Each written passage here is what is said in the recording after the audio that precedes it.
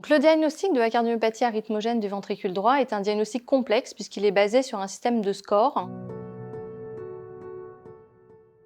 Bonjour à tous, je m'appelle Estelle Gangebach, je travaille au Centre de référence des maladies cardiaques héréditaires à la Pitié-Salpêtrière et je vais vous parler aujourd'hui d'une maladie rare qu'on appelle la cardiomyopathie arythmogène du ventricule droit. La cardiomyopathie ou dysplasie arythmogène du ventricule droit est une maladie rare qui va toucher le plus souvent des gens jeunes, puisque l'âge moyen de diagnostic est entre 30 et 40 ans, et qui va être responsable surtout de troubles du rythme, soit d'extrasystole ventriculaire ou de tachycardie ventriculaire, avec un risque de troubles du rythme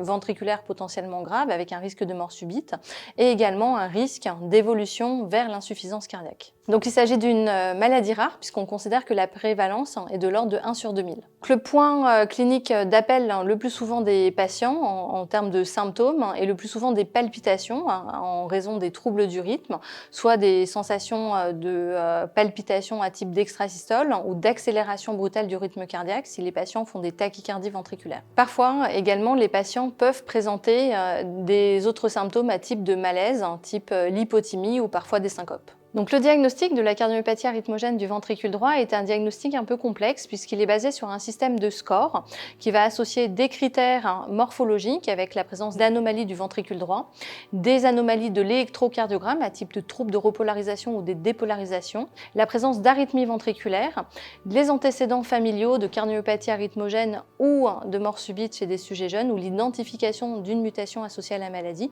et des critères anatomopathologiques avec la présence d'infiltrats fibro-adipeux. Le traitement de la cardiomyopathie arythmogène du ventricule droit associe différentes mesures. Une des plus importantes est l'encadrement de la pratique sportive, puisque l'on sait que l'activité sportive intensive va être associée au risque d'événements rythmiques, mais également au risque de progression de la maladie.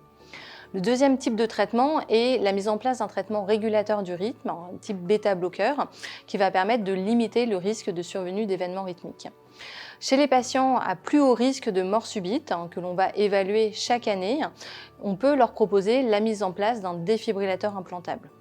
Enfin, chez les patients qui continuent à faire des troubles du rythme ventriculaire malgré un traitement antiarythmique, on peut leur proposer des mesures de type ablation par radiofréquence pour traiter les foyers arythmogènes. Pour conclure, il ne faut pas oublier que la cardiomyopathie arythmogène est une pathologie héréditaire qui va nécessiter une surveillance désapparentée du premier degré à partir de l'âge de 10 ans et il ne faudra pas oublier d'adresser le patient vers un centre de compétences ou de référence afin d'initier un test génétique moléculaire afin d'identifier la mutation responsable de la maladie cardiaque dans la famille. Je vous remercie.